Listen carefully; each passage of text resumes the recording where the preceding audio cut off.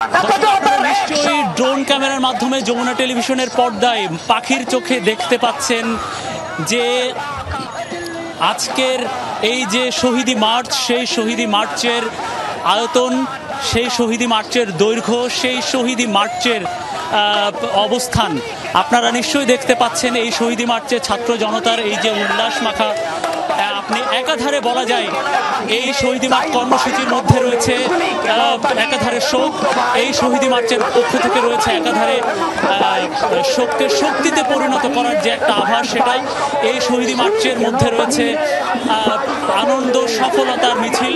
এই শহীদি মার্চের মধ্যে রয়েছে সেই যে শহীদ এবং হাজারো মানুষ যারা আহত হয়েছেন তাদেরকে স্মরণ করা। আমরা দেখছি যে বিভিন্ন শ্রেণী পেশার বয়সের মানুষ, অনেকে বাচ্চাকে নিয়ে এসেছেন, অনেকে যে শিশু আসলে কোলে নিয়ে বেড়াতে হয় সেই শিশু থেকে শুরু করে মুরব্বী শ্রেণীর বা বয়স বৃদ্ধরাও অনেকে এসেছেন।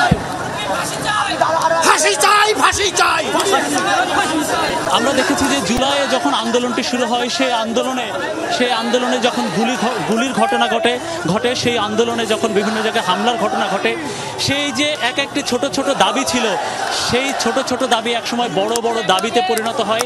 এবং বড় একটা দাবি ছিল, সেটা হচ্ছে সরকারের পদত্যাগের। যখনও সরকারের পদত্যাগের আন্দোলনটি শুরু হয়নি, সেই আন্দোলনটি একটা পর্যায়ে এসে কোটা সংস্কার আন্দোলনের সাথে সাথে, কোটা সংস্কারের দাবির সাথে সাথে এই যে হামলা হচ্ছিল ছাত্র জনতার উপরে, গুলিবর্ষণ হচ্ছিল, বিভিন্ন ক্ষমতাসীন দলের থেকে গুলিবর্ষণ হচ্ছিল পুলিশের পক্ষ থেকে, বিভিন্ন বাহিনীর পক্ষ থেকে, সেই ঘটনার বিচার,